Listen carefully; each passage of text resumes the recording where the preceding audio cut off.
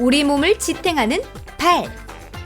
발은 몸의 가장 밑바닥에서 혈액을 펌프질해 다시 심장으로 돌려보내 제2의 심장이라고도 불리는데, 그런 만큼 발이 아프면 걷기와 같은 당연했던 일상생활이 힘들어진다. 발 건강을 위협하는 질환은 여러 가지인데, 엄지발가락이 휘고 아픈 무지외반증부터 새끼발가락이 휘어지거나 돌출되는 소검막류, 앞발바닥에 통증이 느껴지는 지간신경종 등이 있다.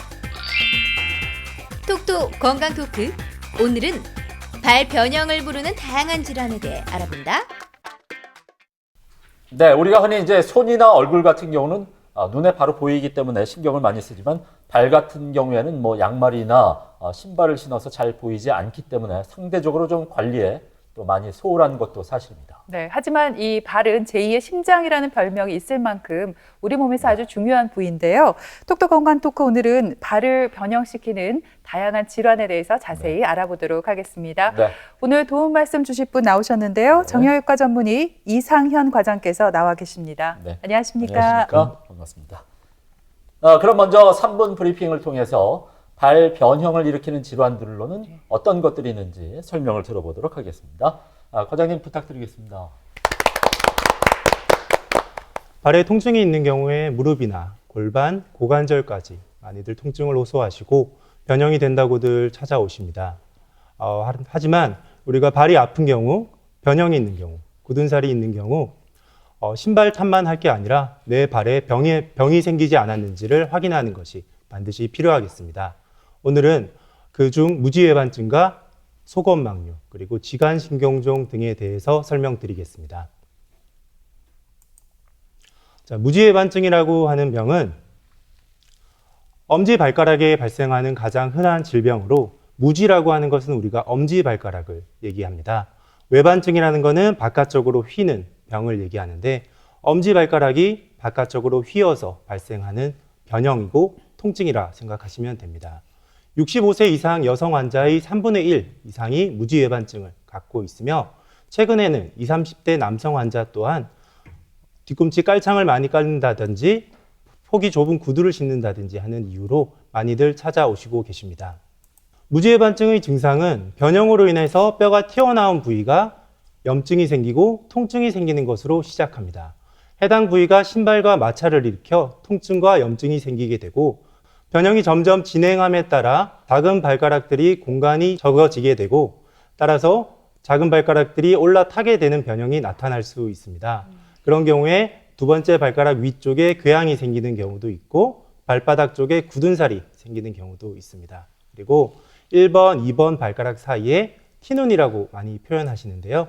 발가락 뼈들끼리 마찰이 생겨서 굳은 살로 내원하시는 경우도 있습니다. 무지외반증이 생기는 원인은 선천적, 후천적, 유전적 원인이 복합적으로 나타나게 됩니다. 선천적으로는 평발이나 발볼이 넓은 경우, 그리고 발의 관절이 매우 유연한 경우에 쉽게 나타날 수 있으며, 후천적으로는 굽이 높고 폭이 좁은 신발을 신는 경우 변형이 악화되고 발생될 수 있는 원인이 됩니다. 유전적으로는 목요의 유전이 흔하게 나타나는데요. 이러한 변형이 있는 환자분들의 가족, 형제분들 중에 무지외반증이 있는 경우가 많습니다. 이 사진은 16세 무지외반증 환자분의 엑스레이인데요. 어머니와 할머니, 증조할머니의 발 엑스레이가 발 모양이 거의 비슷해 보이면서 엄지발가락이 새끼발가락 쪽으로 휘는 무지외반증이 공통적으로 관찰이 되고 있습니다.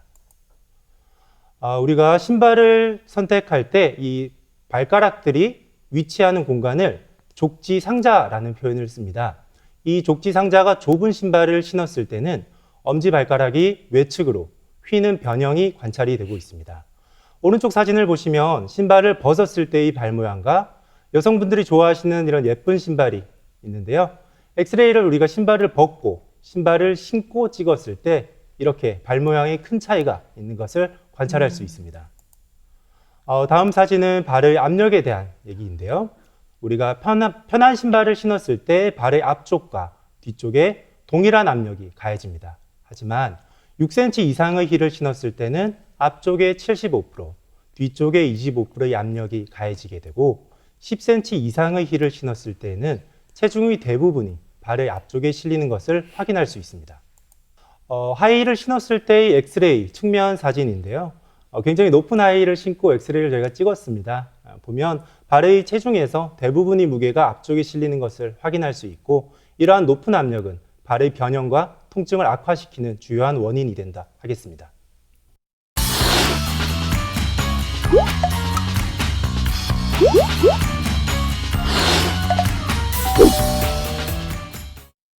네, 무지 네. 외반증은 일명 하이힐병 또 걸그룹병이라고도 불리는데요. 그만큼 불편한 신발이 원인일 수 있겠죠. 이제 신발부터 바꿔 신어야 할 듯 합니다. 그래요. 그런가 하면 과장님, 이 시중에 보조기도 많이 나와 있잖아요. 이런 것들이 어느 정도 효과가 있을까요? 네, 해당 관련된 논문들이 많이 나오고 있는데요. 우리가 비수술적 치료에 있어서 제일 중요한 부분은 뼈가 튀어나온 돌출 부위를 자극하지 않는 편한 신발을 신는 것이 중요합니다. 발볼이 넓고 굽이 낮은 운동화 신발을 추천을 드리고 있는데요. 앞서 말씀드린 것과 같이 보조기 사용도 도움이 될 수 있는데요. 목적은 통증을 완화시키고 증상을 조절하는 것입니다. 분명한 것은 교정의 효과는 없으며 설사 이것을 착용한다고 하더라도 변형이 예방된다는 근거 또한 불충분합니다. 우리가 수술을 필요로 하는 경우는 환자분들이 이러한 증상이 반복적으로 재발하는 경우 수술을 선택하는데요. 발의 형태나 변형의 정도나 동반된 관절염 같은 의학적 소견보다는 환자분들이 주관적으로 느끼는 불편감의 정도가 수술의 결정에 있어서 더 중요합니다. 주로 환자분들이 수술적 목적, 수술을 했을 때 좋아지기를 기대하시는 부분은 엄지발가락이 튀어나온 부위 통증이 없어졌으면 좋겠다. 오래 걸어도 안 아팠으면 좋겠다. 내가 신고 싶은 신발을 신고 싶다 등으로 수술을 하시고 계시고, 추가로 발 모양이 예뻐졌으면 하겠다 하시는 분들도 많이 계십니다. 수술 방법을 간단하게 설명드리겠습니다. 변형을 일으키는 인대를 잘라주게 되고 튀어나온 뼈를 일부 제거해 줍니다. 그리고 뼈에 실금을 낸 뒤 교정을 해서 핀이나 금속 나사를 통해 고정을 하게 됩니다. 수술 받은 환자분의 엑스레이와 사진을 보여드리는데요. 수술 전과 비교해서 수술 후에 발가락이 가지런해진 것을 확인해 볼 수 있습니다. 이 환자분은 뼈가 튀어나온 부위 통증을 심하게 호소하셨고 1번과 2번 발가락 사이에 굳은 살을 호소를 하셨습니다. 수술 후 사진을 보면 1번과 2번 발가락 사이에 공간이 살짝 살아난 것을 볼 수 있는데요. 이렇게 수술 이후에 발 모양이 예뻐진 것을 확인할 수 있겠습니다. 이 무지외반증 수술은 수술 이후의 관리가 참 중요합니다. 수술 후 6주에서 8주까지 깔창이 뻣뻣한 특수 신발을 신게 되고 무지외반증에 해당되는 특수한 붕대법을 알려드리고 있습니다.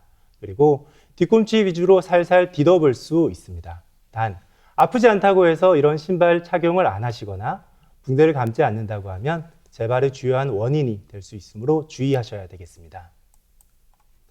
수술 후 회복에 대해서 많이들 질문하시는 부분을 좀 정리를 해보았습니다. 수술 이후에 저희가 5일 정도 되면 앞서 말씀드린 특수 신발을 신고 걸어볼 수 있습니다.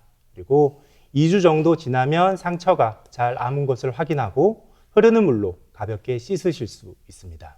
그리고 요즘 운전들 많이 하셔서 이런 질문들 많이 하시는데요. 언제부터 운전을 할 수 있냐?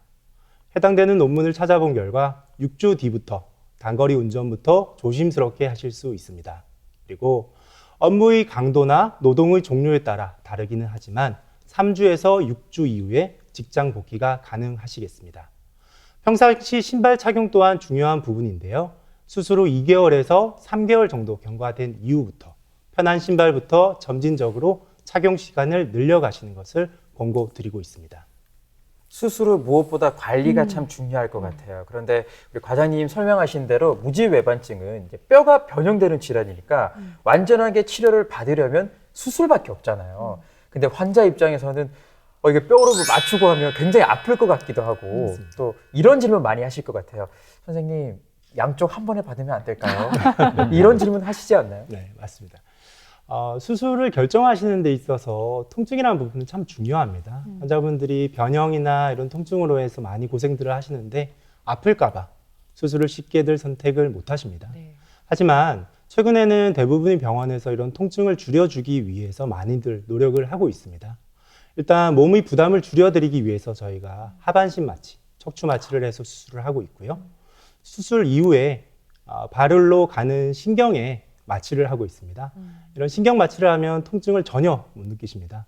8시간에서 10시간 정도 지속되기 때문에 급성 통증이 있는 시간을 이런 마취를 통해서 회피할 수 있습니다. 이후에는 흔히 알고 계시는 무통주사나 먹는 약이나 주사를 통해서 효과적으로 통증을 달래고 있고, 수술 이후 하루에서 이틀 정도의 통증은 있으나 굉장히 만족스러운 수술 중에 하나라고 생각합니다. 두 번째로, 양쪽을 동시에 수술할 수 있나요? 많이들 물어보시는데 네. 우리 한국 사람들이 성격이 많이 급하시죠. 이번에 입원해서 양쪽 다 하시는 걸 원하시는 분들 많이 계신데요. 사실 이 수술하고 나서 발 딛는 게 제한이 됩니다. 제한이 되기 때문에 한쪽을 수술하시고 3개월 뒤에 반대측을 수술하시는 것을 권유드리는데요. 사실은 양쪽 동시에 수술하시는 게 개인적인 사정으로 꼭 필요하시다면 변형이 먼저 심한 부위를 먼저 하고요. 일주일 뒤에 반대측 수술을 진행하고 있습니다. 저도 키가 아담하다 보니까 사실 아담하죠. 이 굽이 있는 신발을 포기를 할 수가 없어요. 오늘도 보시면 아시겠지만 굽이 있는 신발을 신고 왔거든요. 하이힐을 참 포기하기가 쉽지 않은데, 과장님 수술을 하고 어느 정도 좀 회복이 되면 하이힐을 신어도 될까요? 궁금합니다. 네, 젊은 여성분들이 이런 질문 많이들 주시는데요. 수술하고 하이힐을 통증 없이, 불편감 없이 신을 수 있는 경우가 절반 이상의 환자에서 관찰이 되고 있습니다. 하지만 이러한 하이힐 착용을 길게 하시는 경우에 변형이 재발하는 원인이 될 수 있으므로 신을 수는 있지만 시간을 짧게 가능한 낮고 발볼이 넓은 신발 착용을 권유드리고 있습니다. 그 엄지발가락이 검지 쪽으로 이렇게 휘는 질환이 설명드린 대로 무지외반증인데, 그런가 하면 그 과장님, 새끼발가락이 이렇게 튀어나오는 그런 질환도 있다고 하는데, 이게 무지외반증인가요? 아니면 다른 질환인가요? 네, 새끼발가락이 튀어나오는 병은 저희가 소건망류라고 부릅니다. 질환명이 좀 생소하실 수 있는데, 네. 앞서 말씀드린 무지외반증의 또 다른 이름이 건망류입니다. 새끼발가락이 생기는 건망류라고 해서 저희가 소건망류라고 부르고 있고요. 새끼발가락이 엄지발가락 쪽으로 휘면서 튀어나온 부위가 신발에 닿아 통증이 생기는 병이라 할 수 있겠습니다. 원인은 무지외반증과 유사합니다. 선천적인 요인과 생활 습관이 변형의 발생에 기여하는데요. 선천적으로 발볼이 넓은 경우나 새끼발가락이 휘어있는 변형이 있는 경우에 생기기가 쉽고요. 양반다리를 많이 하는 경우나 좁은 신발이나 딱딱한 안전화를 지속적으로 신는 경우에 이러한 소건망류 변형이 잘 생깁니다. 뼈가 튀어나온 해당 부위의 통증이나 염증, 그리고 굳은 살이 주요한 증상으로 나타나게 됩니다. 치료는 소건망류는 수술하는 경우는 많지는 않습니다. 발볼이 넓은 신발을 착용해서 튀어나온 부위 자극을 피하는 게 중요하겠고요. 밑에서 보이는 쿠션감이 있는 패드를 착용하는 것 또한 통증을 줄일 수 있는 좋은 방법입니다. 그리고 굳은 살 자체가 통증을 더 악화시키는 요인이 될 수 있으므로 이러한 면도칼 같은 것을 이용해서 피가 나지 않는 범위에서 굳은 살을 제거해 주는 것 또한 좋습니다. 그리고 주사 치료는 급성으로 붓거나 염증이 있는 경우에 시도해 볼 수 있는데요. 이러한 주사 치료 또한 만족도가 매우 높습니다. 무엇보다 중요한 것은 해당 돌출 부위가 자극되지 않는 편한 신발을 신는 것이 중요하겠습니다.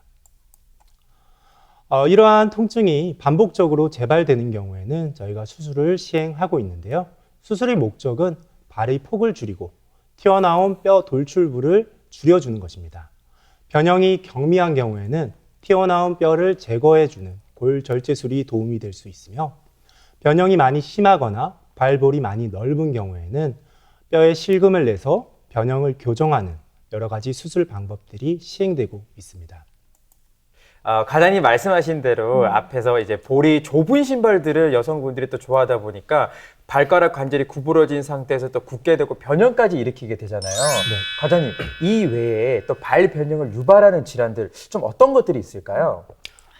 다양한 질환들이 있는데요. 우리가 소족지 변형이라고 하는 것은 엄지 발가락을 제외한 2번, 3번, 4번, 5번 발가락에 생기는 변형을 얘기합니다. 우리가 망치족지 변형 또는 갈키족지 변형이라고 얘기를 하는데요. 작은 발가락들이 이렇게 굽어지는 변형입니다. 이런 변형이 있을 때 나타날 수 있는 통증은 튀어나온 부위가 통증이 있고 염증이 생기고 곱는 등의 궤양이 발생할 수 있습니다. 일반적으로 무지외반증과 동반돼서 나타나는 경우도 있고 단독으로 생기는 경우도 있습니다.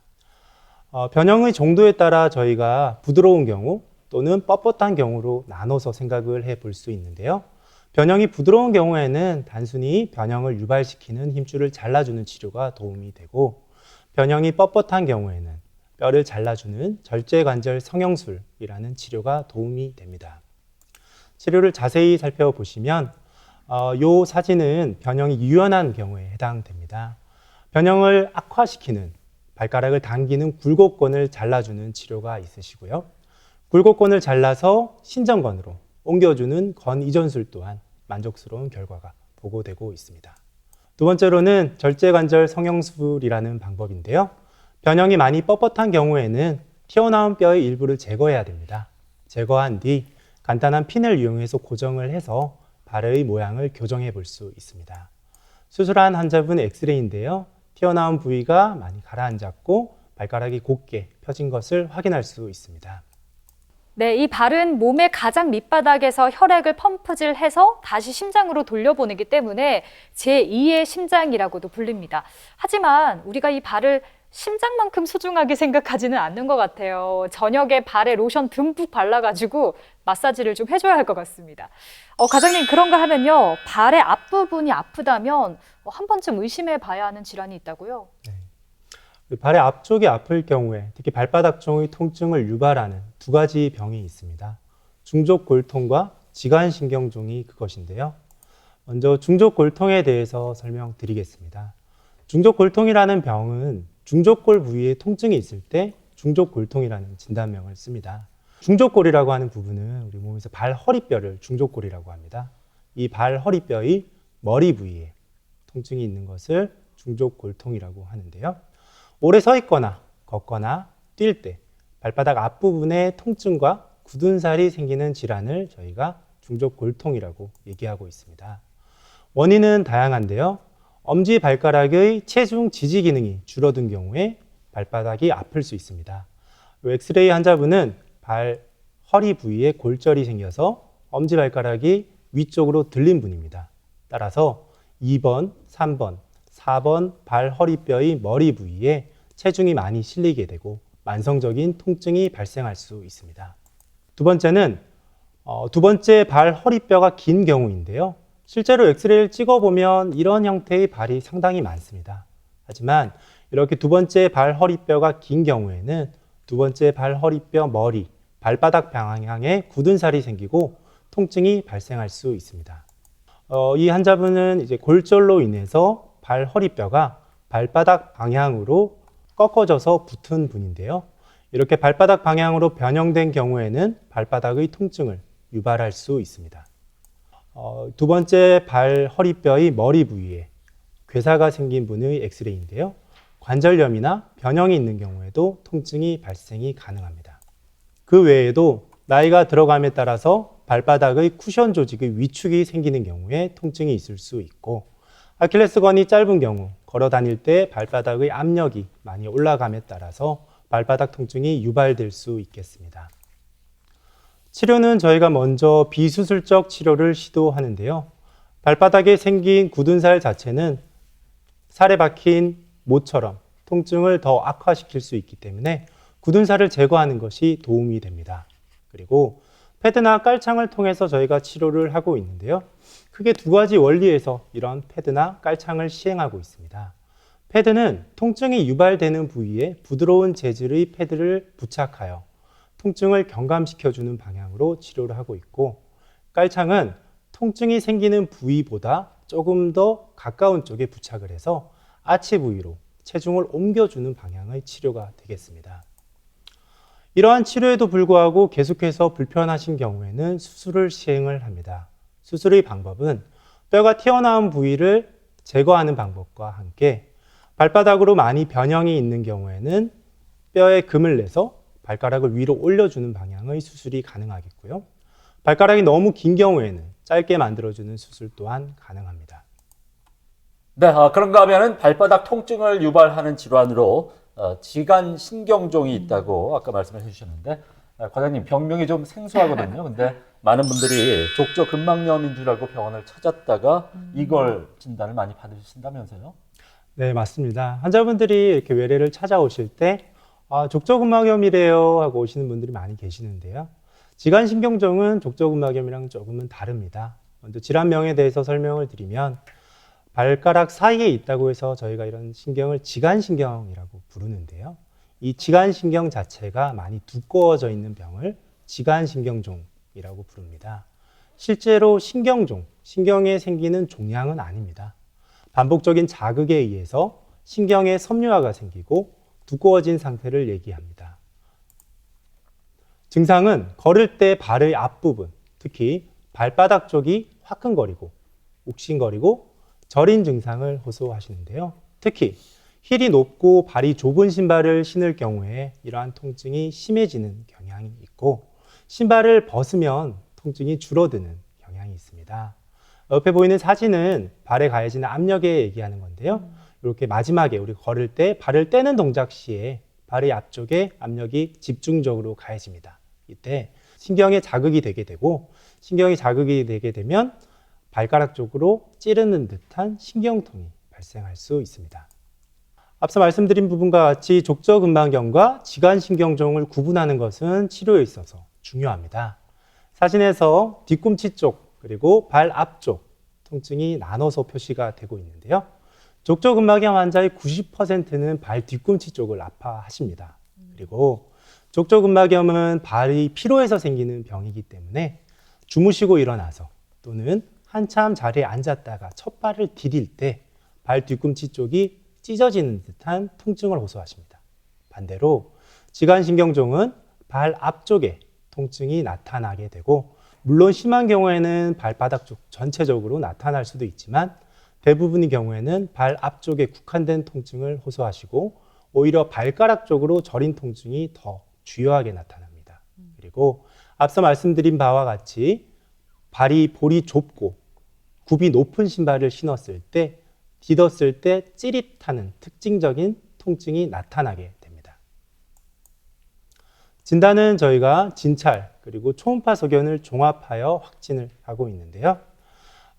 사진과 같이 발볼을 안쪽과 바깥쪽을 조이게 되고요. 조이게 되면 앞서 말씀드린 것과 같이 볼이 좁은 신발을 신었던 상황이 되겠죠. 이 상황에서 발바닥에 있는 이 지간신경을 압박을 합니다. 그러면 평소와 같은 그런 통증이 재현되는 것을 확인할 수 있는데요. 이런 것을 저희가 멀더 사인이라고 얘기하고 있고, 지간신경종에 있어서 특징적인 진찰 소견이 되겠습니다. 이런 부분을 우리가 초음파로 확인할 수 있는데요. 초음파에서는 실제적으로 이제 부어 있는 신경을 이렇게 확인할 수 있겠습니다.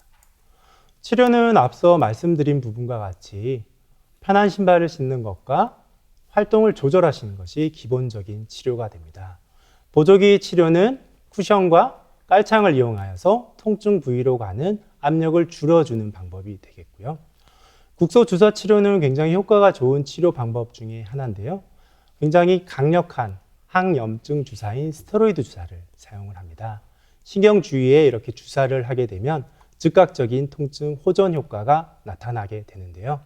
반복적으로 주사를 하는 경우에 발바닥에 위축이 생길 수 있기 때문에 권유드리고 있지는 않습니다. 추가적으로 체외 충격파 치료를 시행하는 것도 도움이 됩니다.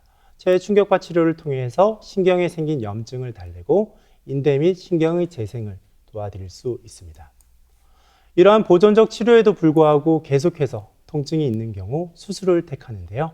실제로 절반 이상의 환자분들이 보존적 치료에서는 통증이 재발되는 경향을 보이십니다.